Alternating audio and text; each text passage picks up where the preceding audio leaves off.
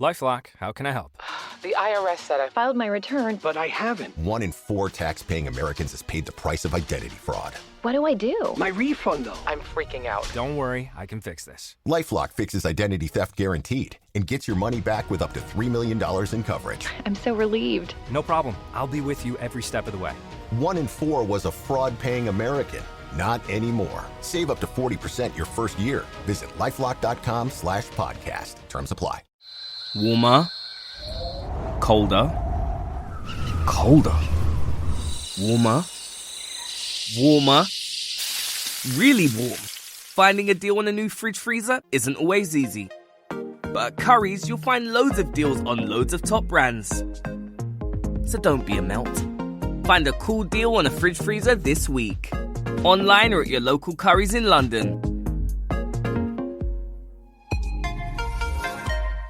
Pay attention. The ferry leaves at 10 a.m. Roads are busy. Great. Dad, pack the boot. Suitcases, Tetris style. Yeah. Rosie, got your teddy? Uh-huh. No going back this time. Honey, how's the car? Windows clean, car wax, carpets. I meant the tyres. Oh, sorted them at Quick Fit last week. Brilliant. If things go to plan, it'll be smooth sailing.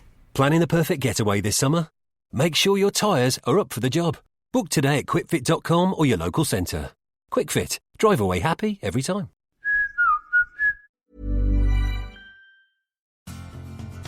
Are you a lifelong fan of General Hospital?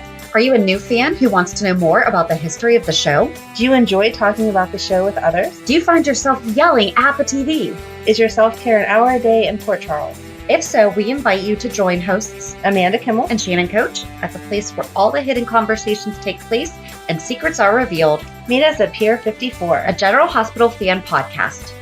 Hello. Hi.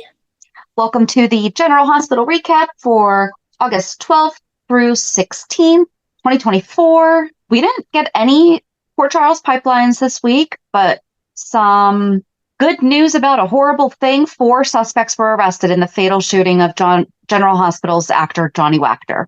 Yes, I was so happy to see that. Yes. Justice. So, yeah. On Thursday afternoon, it was released. This is just from NBCnews.com. 4 people were arrested in connection with the fatal shooting of Johnny Wachter, the General Hospital actor who authorities say was gunned down in May after he interrupted a catalytic converter theft. In a statement, the LA Police Department identified 3 suspects arrested on suspicion of murder. I'm not going to read their names because they don't deserve it. Right. But 18 years old, 18 years old, 18 years old. Ugh. The one that's being accused of being an accessory was 22. Wow. They were arrested and evidence was discovered after the department's Central Homicide Bureau carried out search warrants at locations throughout Los Angeles. The statement said jail records showed that bail was set at $2 million. It wasn't clear whether they have lawyers to speak on their behalf. What's a lawyer going to say? Like, what's the defense for that? Give me a break. Right. But how sad. Not that any age is appropriate to be killing people, but to have just thrown away your whole life at 18 over a catalytic converter. Right. And it says in a statement, Mayor Karen Bass thanked the police department and said authorities must ensure that those responsible for this brazen and heinous act are held fully accountable. Wachter, 37, was fatally shot overnight on May 25th after he finished a bartending shift in downtown LA and found 3 men who had raised his car with a floor jack and were stealing his catalytic converter, police said. One of the attackers shot Wachter without provocation. And then it just goes on to talk about that they fled in a dark sedan. He was pronounced dead at the hospital. A little bit more about his background and about the friend that he was with. The friend that he saved. I'm not even going to say the friend that he was with. The friend that he saved, because he did. Absolutely. So, yeah. There's that. I mean, that's like it is what it is. And then, kind of had a crazy week. So this week's 411 is going to be a different subject. You want to tell us about it? We are going to do Miguel, since we found out that Blaze is getting to be on his tour this upcoming next few months. So I am excited to relive the Ricky Martin days. And then we'll get back to Bobby. Well, most likely, I can't promise that, but we'll get back to Bobby the following week. See, I did not even get to live the Ricky Martin days. So, Oh no. well, it was Karen and Jagger time. You should know that by now. Oh, that's right. But it all Yeah. just meshes in my mind and it's amazing. Yeah. Oh No, man. I think I started watching more regularly after he had left. Oh, you missed out. I feel bad for you. I'm sorry. I know I'm going to have to go back and rewatch it. So, all right. And then for the, the thing on Hulu, the Hulu headlines. on Monday, Blaze receives a tempting offer. Willow makes a life-altering decision. Nina confides in Maxie. Harley gets a big surprise. Anna makes a realization. On Tuesday, Sonny confides in Jason. Kristina makes a bittersweet decision. Carly warns Ava. Tracy gives Violet a history lesson. That was the sweetest. God. That was the best part of the whole week. It really was. And John details his new plan. On Wednesday, Sasha takes Michael's advice to heart. Cody learns from Tracy. Jocelyn opens up to Gio. Willow makes a confession. Sonny makes an offer. On Thursday, Maxie is alarmed. Michael issues an unexpected invitation. Cody attempts a rescue. Felicia gives Mac a piece of her mind. And Jason updates Sonny. And on Friday, Jason hits pay dirt. Laura gets a distressing call that might make me quit watching the show if they do something. John makes a shocking arrest. Molly and TJ face a heartbreaking choice. Sonny makes a promise to Kristina. So I feel like we can kind of start anywhere. And my notes are kind of all over the place because I wound up getting slammed. And I was like, I literally have to listen. Okay, so just my disclaimer. I was working and listening to it in the background. So if I missed something, oops, sorry. Understood. I feel like I want to start with I'm mad. I'm so mad. I understand Kristina needing space from Blaze, Allison, whatever, and needing to take her own time. I feel like it would be fine that Blaze would understand that and take a step back and let Kristina grieve what she needs to on her own, but also be there for support and whatever. And instead, Christina's like, no, I need you to just go and do what's best for you because I don't know when I'm going to be in a place to do anything with you. And I get that on like the being unselfish, that's how you should be for your loved one. Like, yes, go do what you need to do or whatever. But the fact that then Sonny turns around and is like, here, I'll dump all this money into deception so that Natalia can stay. No, Natalia is the one who messed up Blaze's whole career to begin with. If she wouldn't have said things that she said, then it wouldn't have been leaked and she wouldn't have to be desperate to go on. Not that Miguel's tour, I'm sure it's a wonderful opportunity, no matter what, but she would have other options instead of being forced into this after her girlfriend just has suffered this traumatic loss. She does not deserve to stay. I wanted whenever we went to Deception and Tracy was like, absolutely not. We're not taking Sonny's money. I was like, right. We're not taking Sonny's money. You need to go back to Puerto Rico, girlfriend, because I'm over you. You have stayed too long. Well, and okay, so Natalia did ask Kristina, and you could tell, and I feel like this is perhaps one of the first times it was hurting Natalia to even ask Kristina to do that. Like, I really, really do think that it was. Yes, because she definitely. How we found out was Blaze hadn't been allowed to see Kristina yet. Right. And so she's like pacing back and forth. Brooklyn's like, well, I sent you that email last night. Do you want to talk about it? And she's like, I didn't even have time to read it. Like, what are you talking about? Oh, I know right. She knew what she's talking about. That's when Brooklyn says, you get to be the opening act for Miguel's opening because the opener fell out. You're right. Being asked. And she says that the only reason she's getting this chance is because of that. Okay, first of all, musicians nowadays have more than one opening act very frequently. Very right. frequently, there is like the pre-opening act, which does 15, 20 minutes. And then there's the opening act that does 30 to 45. And right. then there's the act. Right. So, Blaze would have been, in my opinion, the middle one. She would have been the opening act. But of course, we don't even know who the other opening act was. So perhaps they are bigger than Blaze. But I feel like she's an established person, right? I feel like she has a fan base and everything. Right. And we know that Miguel should be aware of her, not just because of all the publicity around her mother's statements, but because they both worked for Link. Yep, exactly. So I didn't even think about that back when I was having my whole big epiphany of Lois talking to Brooklyn and Brooklyn saying, can you talk to, Miguel, or, Brooklyn talking to Lois, and then Lois talking to Brenda, and then Brenda being like, hey, I still talk to him.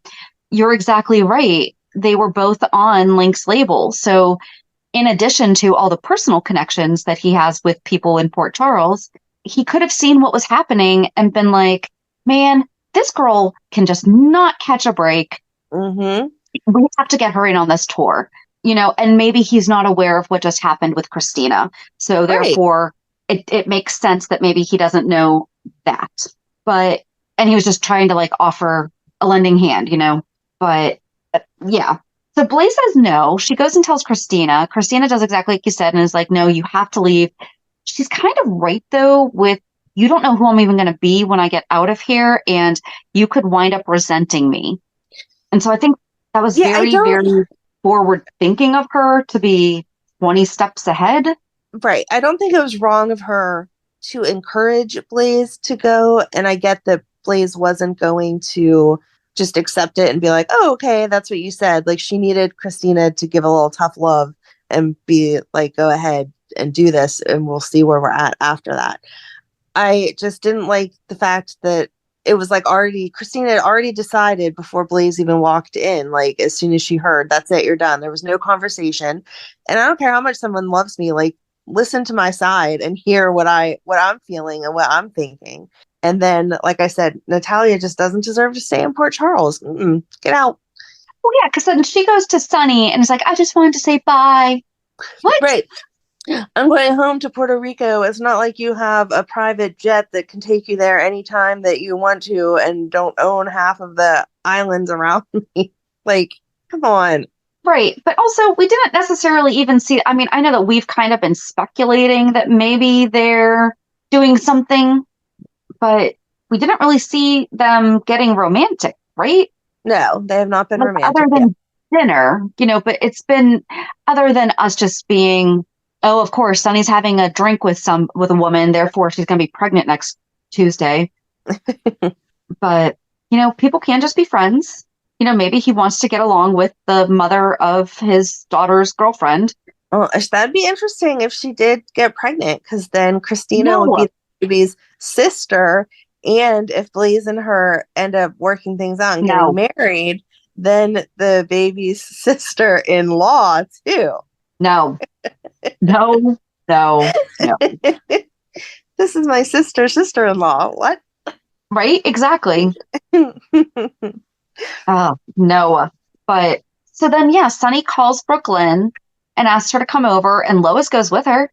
Of course she does.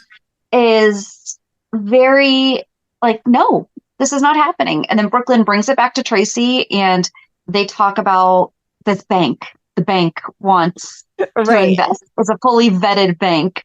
And Tracy's like, wait a second, a local bank wants to just give us millions of dollars. Is it Port Charles National? What is it? I forget the names of the banks that she said. But when Brooklyn tells her, she's like, oh, no. But Lois at the meantime, was it at that same time that Lois had gone to Sonny? Or was Lois sitting at the table with Tracy? Okay. She wasn't with Brooklyn when she was talking to Tracy. No. She showed up after. Okay.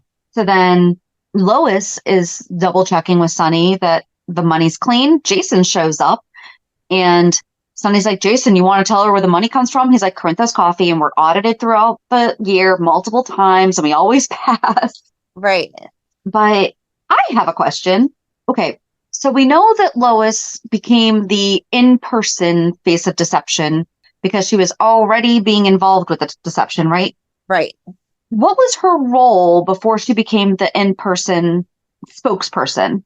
Was she just an investor or something? I don't know, because she didn't do anything. Well, so my question is, and Tracy is a smart businesswoman. She is not going to let personal feelings towards somebody get in the way of business if they are good at it. Mm-hmm. Why is Lois not the CFO? She is Little Miss Numbers. Right. You're 100% correct. Why was that not her job? Yeah. Why did they not get a CFO after they lost all that money the first time? And then, Brooklyn brought up the point that your liability, even though you're behind the scenes, what you just did is not cool. Right. And she's like, oh, it's okay. No one's even going to know that we're here. If Deception is a publicly traded company, because they talk about shares, right? Yes. I feel like they're a big enough company that you would know of a C-level employee's change or addition to the team. Right. People are going to know. Exactly. It's not like you're hiring her to be the janitor. Like, that's going to be published somewhere, her name and her information. We've already had to change a campaign completely once around her because of what she said and did. And now we're going to have her in our everyday. And who is she? Like, she's standing there saying, oh, I'll run the numbers and everything. If I see anything shady, I will back down myself because I don't want to put that type of spotlight on your company. How can you say that we should trust you're that kind of person whenever you already put bad spotlight on our company? Oh, I loved when Tracy kind of tore into her and Natalia was like, that was so many insults all at once. Tracy's very good. Thank you. Tracy quipped back with something. I can't remember what it was, but it was Tracy was awesome this week. Can we just throw that out there? Yes. But I don't know. I don't feel like it makes sense. I feel like they've already had to fire her as having anything to do with Blaze and their company. Mm-hmm. And now they're going to bring her in for that. Did you mention that Blaze fired her? Oh, no, I did not. That's why she went to Sonny's. Yep. It's because Blaze was heartbroken. They were at the airport. She's giving her ticket. Here's people going to get you through TSA faster. Right. And Blaze tells her that she is. I think what happened was when Natalia told her she has to snap out of it. No, if you really cared about your daughter with all of this, you'd be like, honey, listen, I understand this is absolutely heartbreaking. And I know that Kristina's hurting and I know that you're hurting. She was doing what's best for you, and you are going to be okay, and not snap out of it. Right. And encouraging her like, hey, you could FaceTime each other still. Like, Kristina did not say she's never going to talk to you again. She said that she needs space. So, you can start out with weekly FaceTimes and then build that back up again. And I'm sure you'll have some type of break over the holidays. You can come back to Port Charles then and see Kristina. Like, she should totally be encouraging that the relationship's definitely going to work out. It's just taking a little break right now for Kristina to recover physically and emotionally from her loss. Oh, and I guess, sorry, we're like kind of going backwards too. When Sonny called Brooklyn, the reason that he even has the funds to do that with Deception is because now the record company is off the table. Yep. Unbelievable. Yeah. But then Sonny's like, well, I'm just going to be a silent investor. Dude, you were a silent investor in the 90s. And that's what Lois was kind of going at him for was, I remember what you did in the 90s. Yes. It was not good. No. I don't know. So the big question is, do we think we're actually going to see Ricky Martin? Oh, I hope so. That would be amazing. I hope so too. Be better. I need to hear some Livin' La Vida Loca, sorry. I still feel, okay, so obviously they did not take my suggestions, but I still feel like perhaps Blaze could come back on the Port Charles leg of the tour and sing She's All I Ever Had to Kristina. Yeah, right. I still really liked my storyline a lot better. I agree. And not just because I wrote it. I just thought that it really wrapped up everything and that it incorporated real life experiences. Yes. Much better than what's happening, but I don't know. So I guess we'll see. I mean, it'll be nice. I have no creative way to bring him back now. Other than it'll just be on the Port Charles stop. Yeah. And then I didn't like the way that they're handling Kristina. I just don't like any of the stuff with Kristina. The way that they're handling Kristina and Molly and TJ. Like, I thought we were either going to have Molly and Kristina grieving together and kind of leave TJ out, or we were going to have Kristina and TJ morning and kind of leave Molly out and see, like, make some weird triangle that way or something. And instead, just kind of all three of them are on their own. And Molly just keeps saying, oh, I just can't do this. I can't do this. Well, you're letting your spouse down, and you're going to regret it yourself later that you didn't have any part in making the arrangements that need to be done. And he even said to her, the distraction of work, is it working? And she was like, no. Well, okay, then stop. But he's not even coming from an actual place of concern. Like, he's yelling at her, and that's the thing. He's attacking her. So it's not even where he is being sympathetic and saying, so how's that working out for you? You know?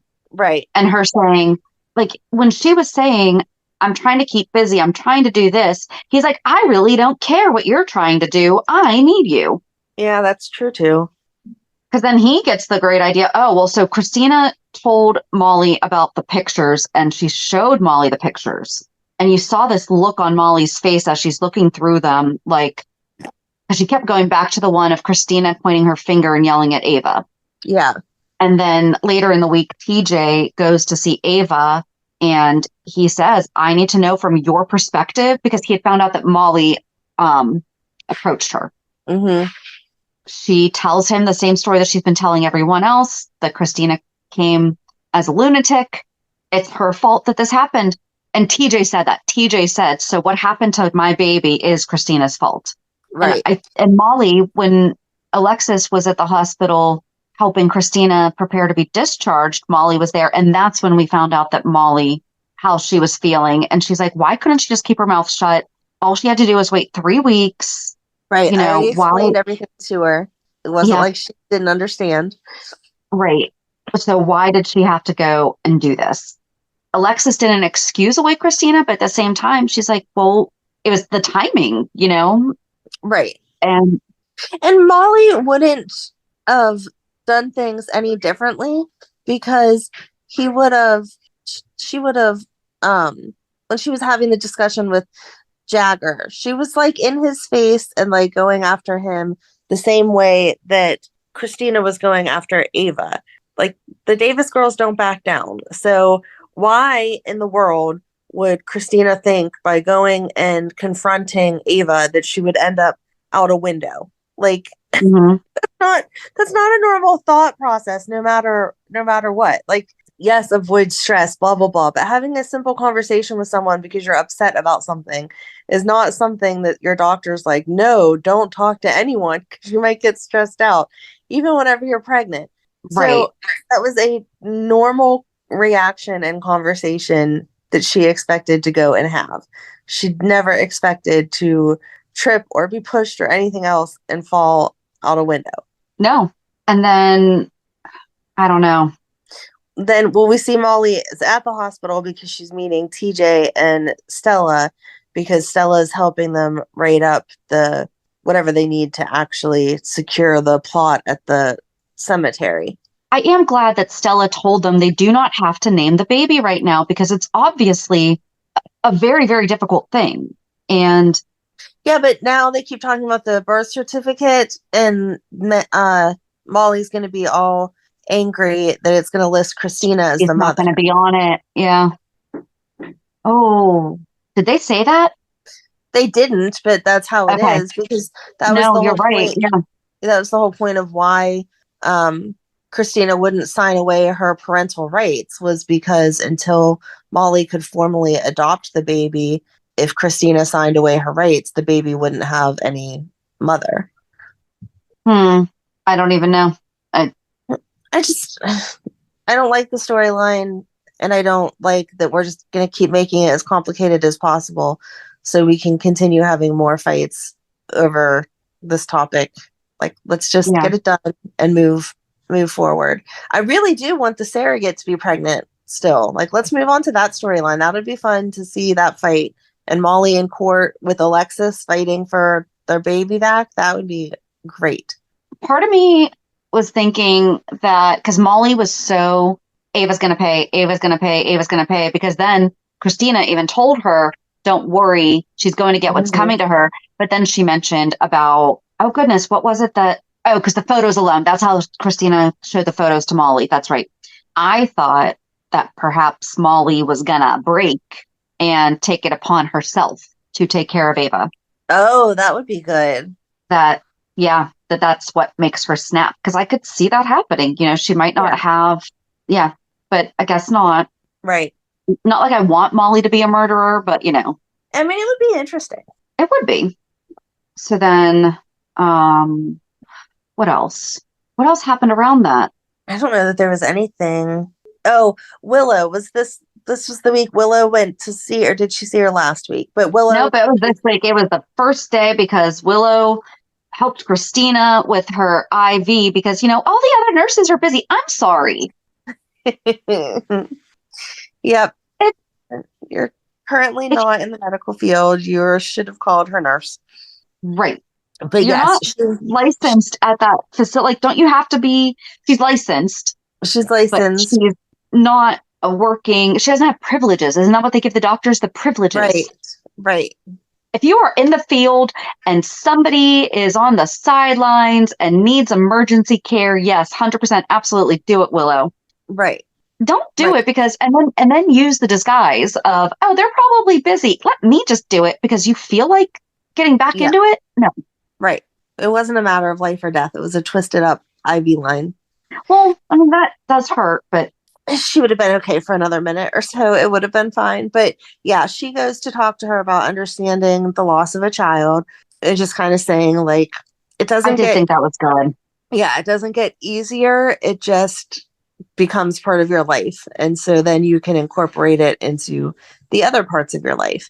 And so it was a nice, like, heart to heart that they had. And then, yeah, she leaves Kristina's room and goes to see Elizabeth and is like, are you still short staffed? Which, first of all, is a stupid question because the medical field is always short staffed. But are you still short staffed? Because I think I want my job back. I'm going to quit the center and then just come back here because I miss taking care of my patients. And even Liz is like, didn't you quit because you wanted to spend more time with your kids? Like, do you remember the hours? You're going to be right back to that. Right. And she's like, nope, this is what I want to do. And then she goes, she did say that there's going to be more travel involved than I realized there was going to be. And it kind of made it sound like, yeah, even if it's the hours are longer at the hospital, at least she's in Port Charles. Even though she might get home after bedtime, she'll at least be able to go give the kids a goodnight kiss, something like that. Yeah, but the trip that Drew was talking about them taking last week was not like a 6-month tour. It was, let's go for a weekend to this convention. And I'm sure that Michael and the kids could have gone if she wanted them to. Even if the convention didn't say that, like, Michael has enough money, just go get a hotel room and fly the kids over there. Right. They could go stay at a water park with the nanny that they have while mom's working. And then they all hang out afterwards because those things do not go like all day and night. Right. Exactly. Yeah. I don't know. I understand being attracted to someone, and I understand not wanting to be attracted to someone whenever you're in a committed relationship, but like, she's just over the top. Drew walks in the door and she's like, oh my gosh, I can't even look at you. I don't even know how to talk. I can't even stand in the same room. Like, oh my God, give me a break. Yeah. Well, because then Willow went to see Nina to talk about it. Nina came to ask Willow, like, was she sure about making this decision to quit the foundation as Willow is trying to find her sun hat. And so then they sat down and had like a heart to heart. Yeah, because now they're such great mother and daughter. And now we're walking out of the room arm. Yeah. Arm around each other's waists. Right, exactly. You're the best mom ever. Oh, but then Nina's great idea of how to protect her daughter is to keep Drew busy. Like, that's just gross. And the worst part is that Drew knows that she knows. Right. I could almost see it as being a halfway, 10%, somewhat understandable idea if he did not know. Right. He knows that she knows. He should feel disgusted with himself. Because also, he's making goo-goo eyes at Willow in the boathouse. Right. So it's not like it was really just... then, I'm sorry. She seriously, she's like, I just can't stop thinking about you, and steps towards him. And I just don't want to do something that I'm going to regret. Then don't step towards him. Right, exactly. Like, I was waiting for her to like take her shirt off. I don't want to do something I might regret. Here, let me take my clothes off for you. And like you said, if Drew, mistakes happen. If it would have been, oops, this was a kiss that came out of nowhere with no feelings, it shouldn't have happened, whatever, then maybe you can see Drew going back to Nina. But considering he acts just as swept up in Willow's presence as she does for him, there is no reason that he should then be okay with going back to hook up with Nina. And even Nina, who sometimes does not have the best self-respect for herself, even under the guise of, oh, I'm doing this for my daughter, should just feel gross. Like, I don't want to hook up with anyone who's fantasizing about hooking up with someone else, especially if it's my daughter. But let alone my daughter. Like, there's that.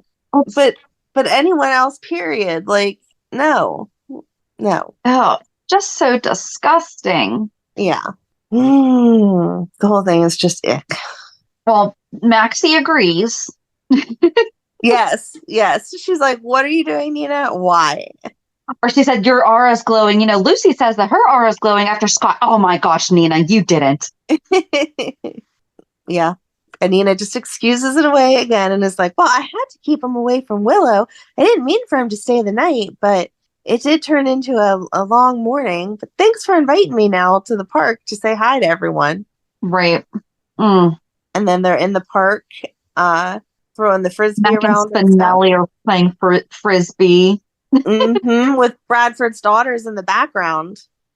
What's that? Yes, the two little girls that were playing, by the tree in the background. Those were Bradford's daughters. Okay, I know the one is named Finola, and the other one is, and it's not after Finola Hughes. Right. I don't know what their names are, but yeah. Oh my gosh, I should know this. I've listened to their podcast so much. Hold on, we're getting there. Kids. They have 2 daughters. Well, come on, give their names. Daughter? No, come on. I love when they do that. Oh, what would have been great is if Harper had been in the background with them too. That would have been cute. That's Kirsten Storm's daughter. Yes. Oh my gosh, how old is she now? Too old. Isn't she like 10? I don't know. So Finola is the youngest one. Juna is the first one. Okay. Finola's 10 and Juna's 12. Okay. So how old is Harper? Hold on. Because Kirsten was right there. So, she's 11. So yeah, she's even their age. That would have been adorable. Oh, where did you see that? I didn't see that. Well, I didn't really do a lot this week, like on social media. Yeah, it was a Facebook article that popped up. So I forgot to post. I think Bradford's, their podcast, mentioned it. Like, it was one of the headlines. Like, I have the notifications for theirs. That was like 2 new stars on General Hospital. That's so sweet. I love that. That's sweet. Yeah, I actually forgot to post Bobby Part 8 on social media until this morning. Oh, okay. So, 3 days late. It's okay. Yep, that's fine. It happens. But anyway, they're in the park. Anyway, back to the show. Yeah, and James is still pouting and angry about not being able to take lessons from Cody. And it felt kind of weird that all the adults were there with just one kid. Like, why do we need 10 adults to supervise one child? And then we still lost him anyway because we were all tied up in our own conversation. As parents like play dates too. I'm not saying that parents don't like play dates. I love play dates, but I don't usually take my whole family along with me for one kid. No, you're right. Yeah. So both grandmas, grandpa, stepdad, everybody there for one kid.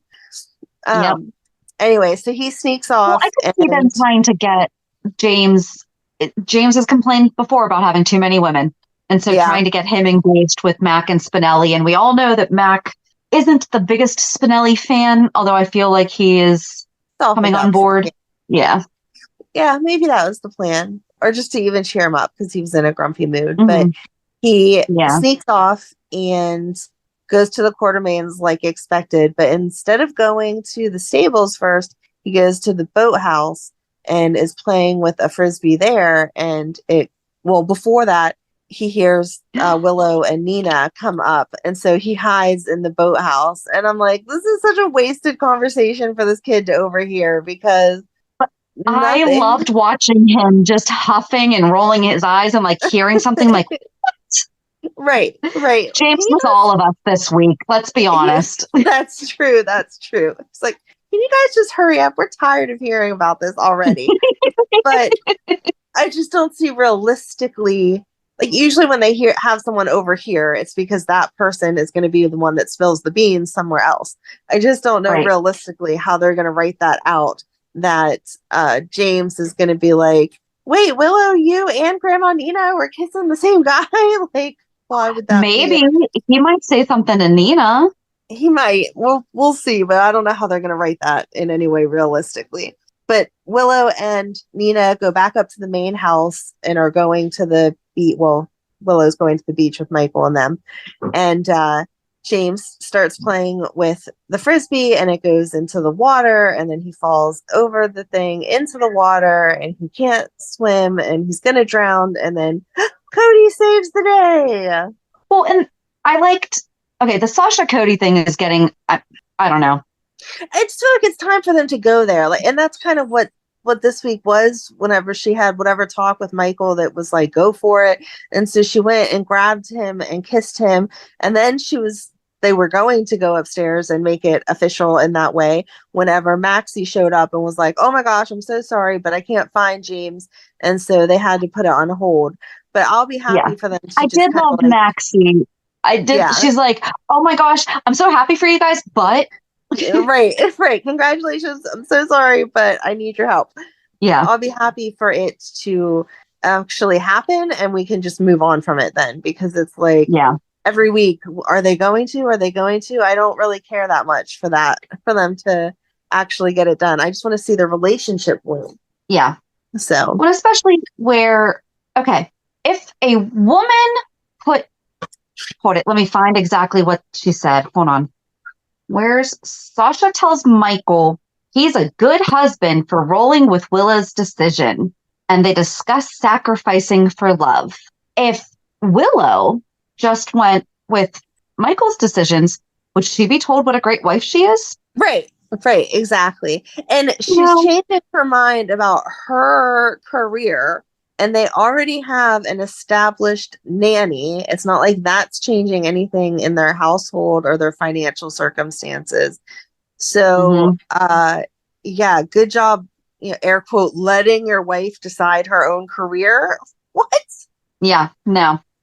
I did kind of feel bad, though, when he walked in on the conversation because, this is what I was talking about. It was Sasha was looking adoringly at the hat. Willow happens to oversee her and they have girlfriend talk. Yes. Like, why are they not having coffee every morning as friends? Right. They're literally in the same, not in the same house, but in the same plan. Yep. So then she winds up telling, because Sasha is waiting for Drew to get there so that they can talk to the caterer. They have an important call with the caterer to go over the fundraising menu. And that's when Nina is telling him how capable Sasha is. She can figure it out on her own. Right. And he has the ego of Sasha just wants my approval on everything. Yeah. Sorry. No, you didn't like that? No. I can understand. Okay. If he feels that way, then tell her, I trust you. Right. Don't say that you'll be there. Exactly. And then make up all the stupid excuses of, I had to work late and blah, blah, blah, blah, blah. No, dude, you were not working. Mm-hmm. No. So. I didn't understand why they didn't have Sasha go talk to Kristina too. Yeah. Yeah. Because not trying to undermine Willow's loss at all, but it was not the same type of circumstances. Like Willow had already planned to give her baby away, thought that her baby was fine, and then found out afterwards about the fact that he passed from SIDS. Yeah. But she I guess she'd get the aspect of carrying a child with the intention of giving it up for adoption and that side of the loss. But I still feel like connection that Kristina had would be more understood by Sasha and her loss. Yeah. Or even Sasha talking to Molly. Yeah, that's true. I didn't even think about that. That's, yeah.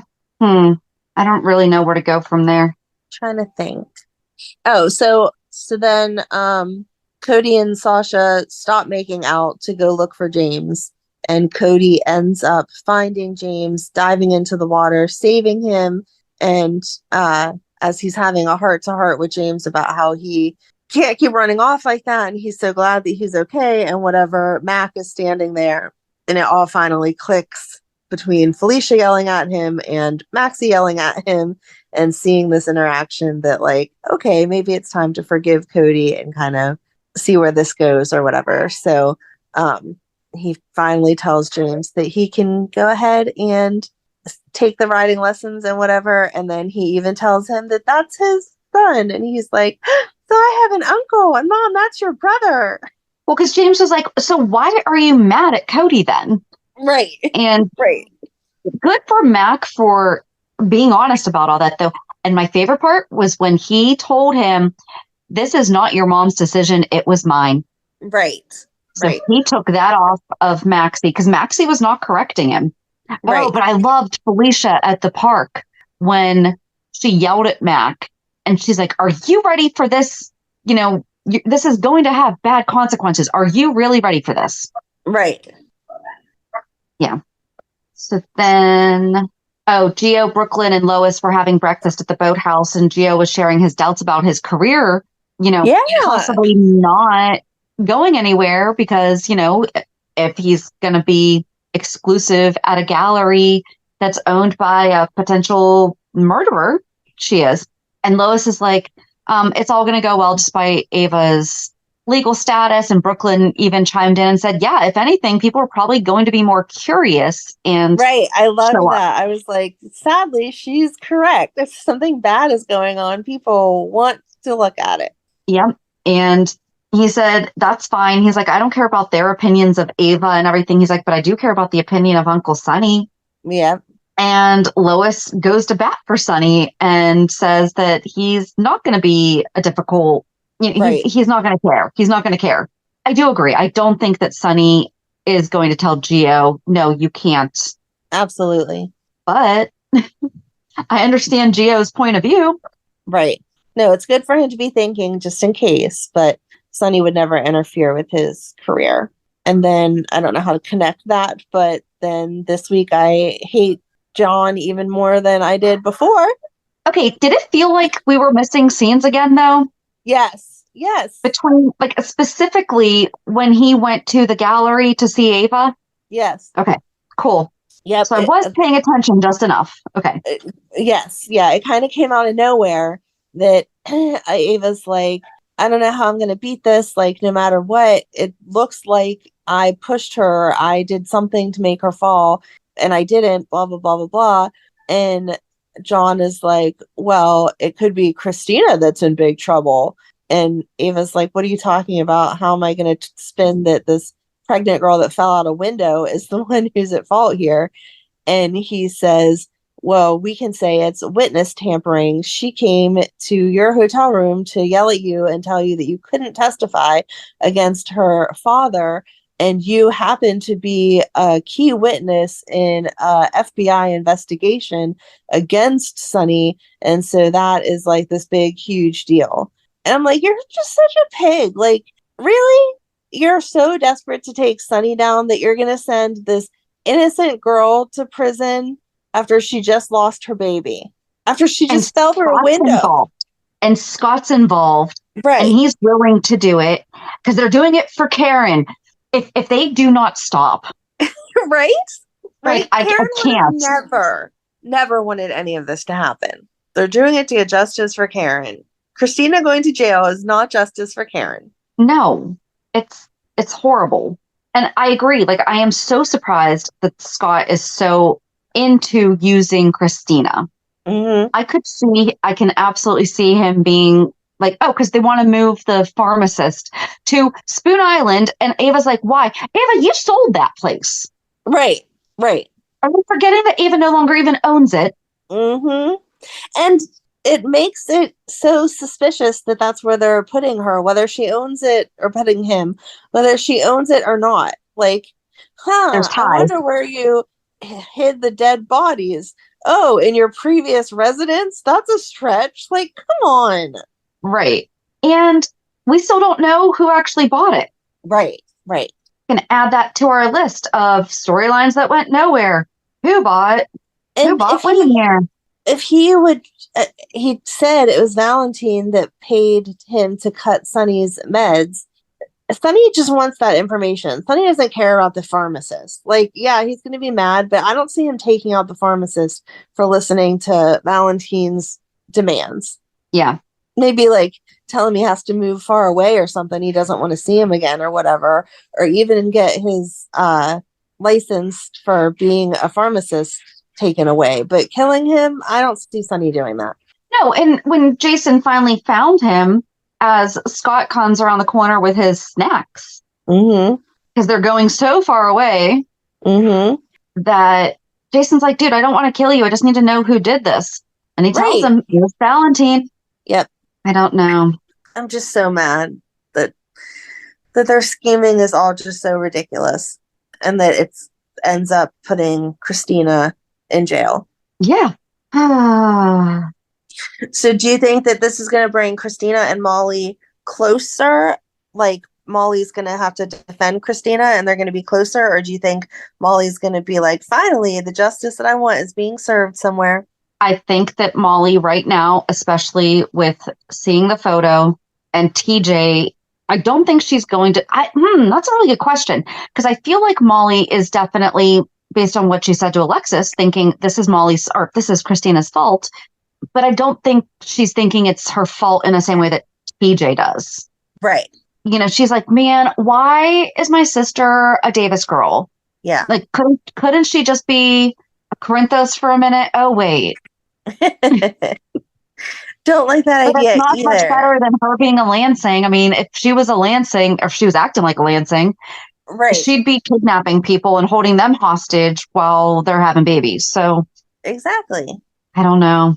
That's a really good question, because my first instinct is this is going to pull Kristina and Molly apart, but I don't think in the way that, I mean, you just kind of kicked it up a notch with now where Kristina is going to be prosecuted, is that, Well, that's going to put Molly and Alexis on different sides. Like at that point, Alexis is going to have to choose. I can't let your sister sit in jail whenever I absolutely know this is not what happened. And this isn't the same crime. You can't say, oh, she's doing time for killing your baby, which isn't what she did anyway. But even if that's how you feel, this would be her going to jail for witness tampering, which is not what she was doing. Yep. And Molly's all about the law is supposed to be followed and used to prosecute people. Like she said to John just a couple weeks ago, you can't use old stuff to try to get Sonny. This case is about Carly. We have to focus on this. So for Kristina, they should be focusing just on, is she witness tampering? No. Okay, let her go. Well, it's the same thing as when you see these big cases, or any case, really. There have been certain big cases where I'm like, the person's a jerk, hands down. Right. But I don't think they did what they did based on, or what they're being accused of, based on the evidence that's being at least shared with us. Correct. You know, and yeah, they might be the worst person in the world. They might be a horrible boyfriend or girlfriend or husband or wife, but that doesn't make them a murderer. Okay, so I'll just say, I shared earlier in the summer about the Karen Reed trial, and there's a lot of people that think that she's guilty because, well, she kept smirking in court. She kept smirking when her attorneys caught the people trying to prove her guilty lying. Right. And that's like so many of the cops. Right. And it's been over 2 years that she's been promoted as being this boyfriend killer. And I would be happy if my attorney were proving them wrong. I would smirk too. Right. Okay. I at least cannot say that I wouldn't. And you can't always control your face. Right. I'm not saying that like she's the greatest. I don't know her obviously as a person. They obviously were having some relationship problems. I'm not saying they weren't. I'm saying what she's being accused of Yeah, I don't think she's guilty. It's definitely not proven by the fact she was smirking. Exactly. And that's what I had someone who I'm very surprised that was her response. Cause I'm like, you're a very, she's kind of nerdy like I am. And I'm like, why, how do you think that? But yeah, so you're exactly right. Like even if what Kristina is guilty of is witness tampering, which how's it witness tampering if she was the witness? Because they're saying that somehow she knew that Ava was a witness in taking Sonny down for the FBI, even though Ava's not. Like they're fabricating the fact that Ava was ever a witness because she was not. That's right.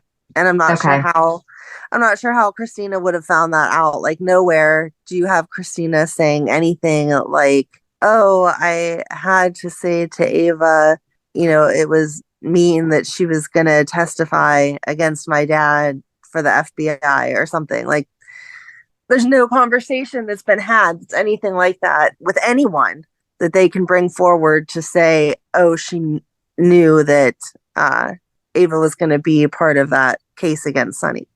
And there's nothing in writing anywhere. Right. Like you would have had to have already had so much details and so many details and yeah. And the FBI has never been going for Sonny. Like, isn't somebody in the FBI going to turn around and be like, why is there suddenly paperwork for this case that you have against Sonny using this chick, Ava, as a witness when we never authorized a case against Sonny? You were in Port Charles for Pikeman. Pikeman is now done. Get out. So that could bridge us with Brennan, because now after 30 years, after we have the Aztec Princess, the Ice Princess, the Asian Quarter, now the WSB decides to have a station, the Prometheus disc, which I don't know anything about. But after all of that, now I did like Brennan's response, though. Hold on. I did write this down. Oh, where is it? He said that they attract criminal enterprises and the WSB has to intervene so frequently that they decided to open up a permanent field office, and he is now the station chief. I did like that. But do you think that maybe there's something? Well, no, because why would the WSB be trying to protect Sonny? I don't know, but I feel like everyone eventually ends up having a truce with Sonny where it's like, if you give us this information, we won't arrest you. I'm sure that Sonny, as much as he may be a bigger fish for the FBI, that he has information on someone even bigger. Yeah. I would assume. Because that's just what I'm thinking. I'm like, because it makes sense that, he invited Carly to his room. Oh, yeah. And I know that you're not happy he's back. I like him. I like him so much. I'm just mad, as much as Valentine was not my favorite person, I'm mad that they made Valentine leave to have Brennan here. Well, no, that he can come back. I don't think he's going to, though. Shush. Hey. I will not tolerate that kind of language. All right. I'm sorry. I don't think it's going to be Brennan instead of Valentine. It'll just be like a temporary, because Brennan even said, Valentine's obviously okay. Right. Poor Laura. That's who needs a phone call from Charlotte. So we'll jump ahead to where Laura calls in Brennan and Anna and asks them to find Valentine. And then Brennan leaves and Laura gets a phone call and it's Lulu. Yep. Or something about Lulu. If she is not waking up. Yeah. If they are killing Lulu, there is zero reason to do that. Yeah. Right now is not the time. It's not a good enough storyline. Dante and Sam need to be engaged first or something. Right. And her hand just moved recently, right? Right. When Dante was there with Laura. Mm-hmm. Yeah. So she's alive. But Lulu was also born in August. So maybe it's just she woke up and said, it's my birthday or happy birthday, whatever it was Frosty said. Yeah. Happy birthday. So if they kill Lulu for no reason, killing Luke was pointless. But Anthony Geary's done. Right. Right. Killing Lulu at this point doesn't make any sense. Like, why'd you keep her alive as long as you have if you're just going to kill her now? Right. Exactly. So that's just not happening. Okay, cool. We don't have to talk about that anymore. Okay. Just so you know. Thanks. I mean, there's really nothing to talk about, though. But No, just although I that's did all we think it was got was a funny phone call. when Laura got the phone call about Brennan, or called Anna in first, and she said something about how the WSB now has a station here, and Brennan, and Anna tells her who Brennan is. She goes, the guy that you just arrested and then lost all of his records and he escaped and all these things, that Brennan? And Anna's like, yeah. Yep, that's it. That's the one. I really don't know what else to really talk about. Tracy and all her wonderfulness this week. Oh, yes. I wanted to be invited to that tea party. That was so cute. So on Tuesday at the Quartermain Mansion, there's little Violet sitting at the breakfast bar with her stuffed animals all lined up in their own chairs.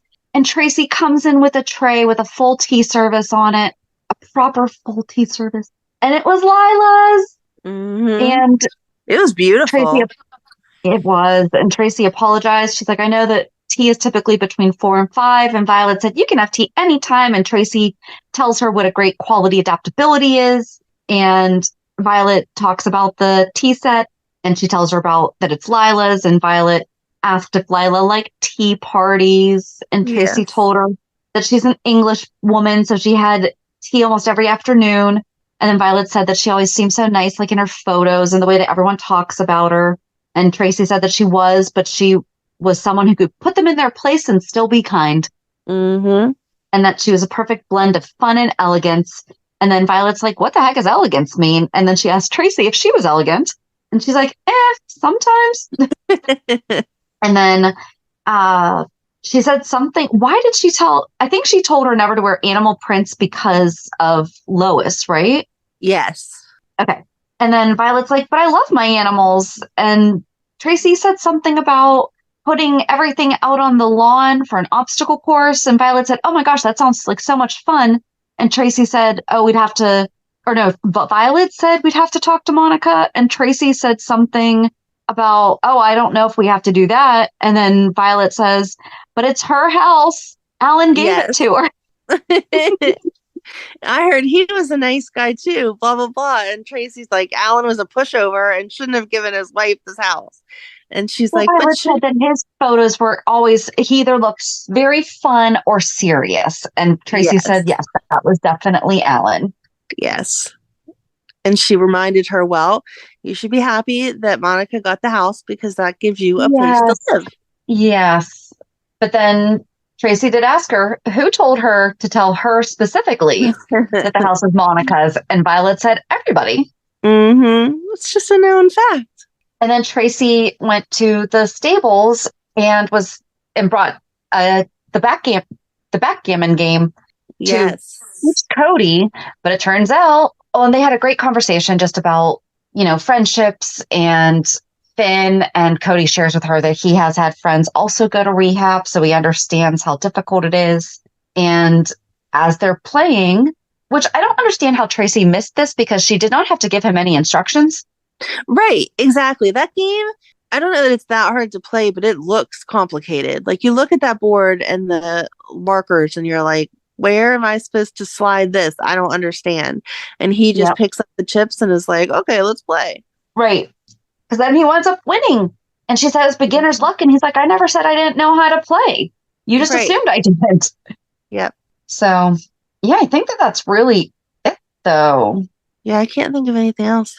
Oh, Jason and Sonny continue to talk about the pills and everything. I just like that they're friends again. Yeah, it's about time. Okay, so what's your reality check? What did I do fun this week? I don't think I did anything fun this week. Getting Madeline ready for school. Anyone who follows us on Facebook saw her popcorn fundraiser for cheer. Thank you to anyone who purchased some popcorn. We appreciate it. And Megan has surgery next week for her heart surgery that we had been talking about for the past year and a half. So that's finally next week. And I think that's pretty much it. Just, you know how it is back to school time, whether you have kids entering school or not. It's almost like the new year where you just have to kind of get everything together and figure it out and stuff. So that's where I'm at. I'm happy this year Madeline gets a bus, so I don't have to figure out time to get her to and from school because last year she had to walk. So that makes me happy. And just trying to make the best of like the last few days. She went to Kennywood with Ryan and my brother Friday. And then yesterday we spent like all day at my mom's house because it was my niece and nephew's birthday. So we had just like a family day of hanging out or whatever. So it was nice, but yeah, nothing stands out as crazy exciting, but I guess that's probably better most weeks. So That's true. That is true. how about you? So Monday, Erica, my daughter, and I went and had pedicures, and we were just going to do pedicures and pizza. And we decided on the way home, where we went was near the zoo. And on our summer to-do list was to go to the zoo, and we hadn't gone yet. And it's one of my daughter's favorite places in the world to be. Mm-hmm. And Erica saw the sign, and she's like, we should go to the zoo. I went, okay. So we did. Because Nice. I didn't have it. I mean, I didn't have anyone calling me. And our zoo it's a good zoo. You could definitely spend the whole day there, but you can definitely do it in like 2 to 3 hours. Yeah. So I was like, even if somebody calls me right now, like there's nothing that I'm anticipating being an emergency. So, Right. we took her to the zoo, and that was fun. And then Wednesday, my daughter and I had her hearing for her disability, and I think that it went well. And then I kind of just feel like I zoned out the rest of the week. We had something called Future Fest yesterday, which was like a celebration of her most recent camp that she did. And it had like a little bit of a resource fair and stuff like that. And this must be the week for surgeries because Erica's having surgery on her ACL on Tuesday. So, and I had another friend whose husband was supposed to be having surgery tomorrow. Oh, geez. Yeah. So interesting. Mm-hmm. His has to get rescheduled though. But yeah, I guess it's the week for surgeries. Guess so. But yeah, I guess nothing really that exciting. We won't find out the results of the hearing for another, according to the judge, 30 to 60 days. But according to my attorney, it could be closer to 3 months. And I'm like, yeah, I read that. So we'll see. Which But is so ridiculous. I know. I feel like, if you go to a hearing for murdering someone, it doesn't usually take months and months and months. Like you present your information and then they make a decision, and that is that. So why does that have to take months and months and months whenever it comes to disability? Like you present all the doctor's information from over the years, you present your letters from people who deal with them on the daily basis. I don't know. I remember going through it all for my daughter, and I was like, can't you just make a decision? Like, here's the information. I feel like you have a gut feeling of yes or no. Right. And especially where this is our third time because she's already been denied twice on paper. And this time they finally met her. So, right. Exactly. And there was a portion where she started to cry and couldn't answer the questions and got frustrated and confused. And they let her leave so that I could talk. Mm-hmm. Like, come on. I feel like we have the answer here. Right. And regardless, obviously we know that we want them to find in favor of you, but even if that's not the decision, like right now it's fresh in your mind. You just got to speak to your daughter. If you think that she doesn't qualify, you're going to remember that feeling of no, they're kind of stretching it now more than 3 months from now, whenever you're like, you've already met with 12 other people and you're like, wait, which one was that? Right. Exactly. I don't get it. So, yeah. But whatever. Well, me whining about it won't change it. I just don't understand. Tell me about it. I know. But yeah, so I'm excited to talk about Miguel on Thursday, though. For Thursday. You will have to go onto YouTube and watch some of his videos, though. You deserve to see his beautifulness and not just his looks. He is a very attractive man, but the personality that they gave him is what is more attractive. So. Well, because the only thing I've seen him obviously sing, but then the only other thing that I've seen him in was BJ's storyline. Yeah. So, yeah, I'm looking forward to it. Alrighty. So join us on Thursday as we talk about Miguel Morez. Have a good week. And we'll meet you at the pier. Bye. Bye. If you enjoyed today's show, we invite you to go to pier54podcast.com to subscribe on your favorite platform. Don't forget to leave us a review. And you can also follow us on many social media channels. Just search for Pier 54 Podcast. Also, we are not perfect, so if there is something that we missed or messed up, Just let us know by emailing us at peer54podcast@gmail.com.